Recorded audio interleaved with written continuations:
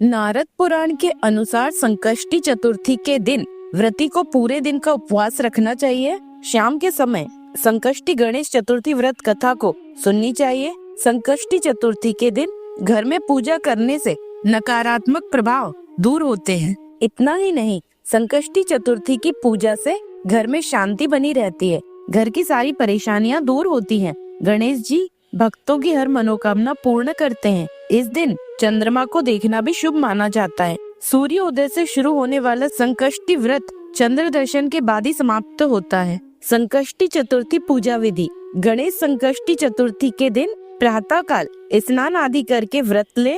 स्नान के बाद गणेश जी की पूजा आराधना करें, गणेश जी के मंत्र का उच्चारण करें और गणेश जी को उनकी पसंदीदा चीजें जैसे मोदक, लड्डू और दूर्वा चढ़ाएं। गणेश मंत्रों का जाप करें और श्री गणेश चालीसा का पाठ करें एवं आरती करें। शाम को चंद्रोदय के बाद पूजा की जाती है। अगर बादल के चलते चंद्रमा दिखाई ना दे तो पंचांग के हिसाब से चंद्रोदय के समय पूजा कर लेनी चाहिए। शाम की पूजा के लिए गणेश जी की मूर्ति के बाजू में माँ दुर्गा जी की भी फोटो या चित्र रखें। इस दिन दुर्गा जी की पूजा बहुत जरूरी मानी जाती है। मूर्ति के आगे धूप, दीप, अगरबत्ती लगाएं, फूलों से सजाएं एवं प्रसाद में केला एवं नारियल रखें।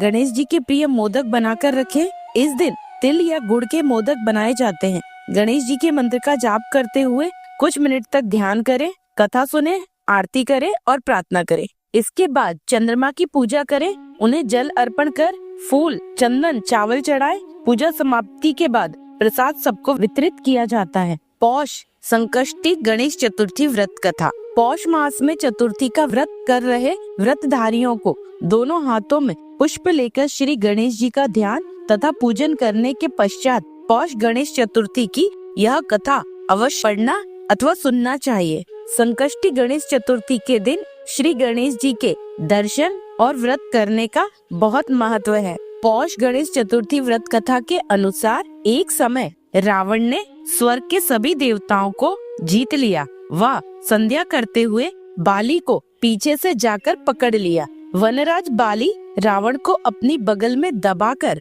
किष्किंधा नगरी ले आए और अपने पुत्र अंगद को खेलने के लिए खिलौना की तरह दे दिया। अंगद रावण को खिलौना समझकर रस्सी से बांधकर इधर उधर घुमाते रहते थे। इससे रावण को बहुत कष्ट और दुख होता था। एक दिन रावण ने दुखी मन से अपने पितामह पुलत्स्य जी को याद किया। रावण की यह दशा देखकर पुलत्स्य ऋषि ने विचारा कि रावण की यह दशा क्यों हुई।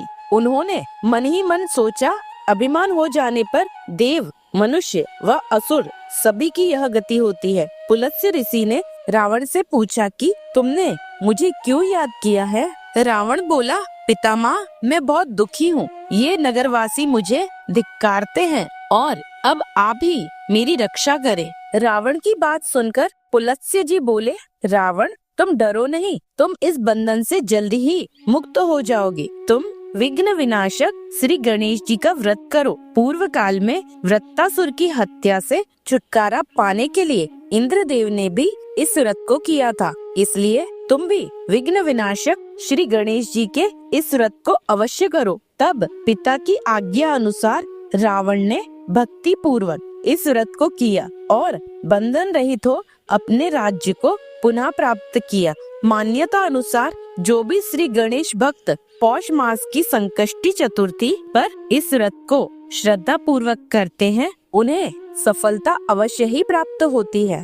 दूसरी कथा, संकट चौथ पौराणिक व्रत कथा। कहते हैं कि सतयुग में राजा हरिश्चंद्र के राज्य में एक कुमार था। एक बार तमाम कोशिशों के बावजूद जब उसके बर्तन कच्चे रह जा रहे थे तो उसने यह बात एक पुजारी को बताई। उस पर पुजारी जी ने बताया कि किसी छोटे बच्चे की बलि से ही यह समस्या दूर हो जाएगी। इसके बाद उस कुम्हार ने एक बच्चे को पकड़कर आंवा में डाल दिया। वह संकट चौथ का दिन था। काफी खोजने के बाद भी जब उसकी माँ को उसका बेटा नहीं मिला तो उसने गणेश जी के समक्ष सच्चे मन से प्रार्थना की। उधर जब कुम्हार ने सुबह उठकर देखा तो आंवा में उसके बर्तन तो पक गए लेकिन बच्चा भी सुरक्षित था। इस घटना के बाद कुम्हार डर गया और राजा के समक्ष पहुंच पूरी कहानी बताई। इसके पश्चात राजा ने बच्चे और उसकी माँ को बुलवाया तो माँ ने संकटों को दूर करने वाले संकट चौथ की महिमा का वर्णन किया। तभी से महिलाएं अपनी संतान और परिवार के सौभाग्य और लंबी आयु के लिए व्रत को करने लगी। तीसरी कथा। एक साहूकार और एक साहूकारनी थे। वह धर्म पुण्य को नहीं मानते थे। इसके कारण उनके कोई बच्चा नहीं था। एक दिन साहूकारनी पड़ोसी के घर गई। उस दिन संकट चौथ था। वहाँ पड़ोसन संकट चौथ की पूजा करके कहानी सुना रही थी। साहूकारनी ने पड़ोसन से पूछा, तुम क्या कर रही हो? तब पड़ोसिन बोली कि आज चौथ का व्रत है, इसलिए कहानी सुना रही हूँ। तब साहूकारनी बोली, चौथ के व्रत करने से क्या होता है? तब पड़ोसन बोली, इसे करने से अन्न, धन, सुहाग, पुत्र सब मिलता है। तब साहूकारनी ने कहा, यदि मेरा गर्भ रह जाए तो मैं 1.25 सेर तिलकूट करूंगी और चौथ का व्रत करूंगी। श्री गणेश भगवान की कृपा से साहूकारनी के गर्भ रह गया तो वह बोली कि मेरे लड़का हो जाए तो मैं 2.5 सेर तिलकूट करूंगी। कुछ दिन बाद उसके लड़का हो गया तो वह बोली कि हे चौथ भगवान, मेरे बेटे का विवाह हो जाए तो 5.25 सेर का तिलकूट करूंगी। कुछ वर्षों के बाद उसके बेटे का विवाह तय हो गया और उसका बेटा विवाह करने चला गया, लेकिन उस साहूकारनी ने तिलकूट नहीं किया। इस कारण से चौथ देव क्रोधित हो गए और उन्होंने फेरों से उसके बेटे को उठाकर पीपल के पेड़ पर बैठा दिया। सभी वर को खोजने लगे पर वो नहीं मिला। हताश होकर सारे लोग अपने अपने घर को लौट गए। इधर जिस लड़की से साहूकारनी के लड़के का विवाह होने वाला था, वह अपनी सहेलियों के साथ गणगौर पूजने के लिए जंगल में दूबा लेने गई। तभी रास्ते में पीपल के पेड़ से आवाज आई, ओ मेरी अर्धब्याही। यह बात सुनकर जब लड़की घर आई, उसके बाद वह धीरे धीरे सूखकर कांटा होने लगी। एक दिन लड़की की माँ ने कहा, मैं तुम्हें अच्छा खिलाती हूँ, अच्छा पहनाती हूँ, फिर भी तू सूखती जा रही है, ऐसा क्यों? तब लड़की अपनी माँ से बोली कि वह जब भी दूब लेने जंगल जाती है तो पीपल के पेड़ से एक आदमी बोलता है कि ओ मेरी अर्धब्याही, उसने मेहंदी लगा रखी है और सेहरा भी बांध रखा है। तब उसकी माँ ने पीपल के पेड़ के पास जाकर देखा, यह तो उसका जमाई ही है। तब उसकी माँ ने जमाई से कहा, यहाँ क्यों बैठे हैं? मेरी बेटी तो अर्धब्याही कर दी और अब क्या लोगे? साहूकारनी का बेटा बोला,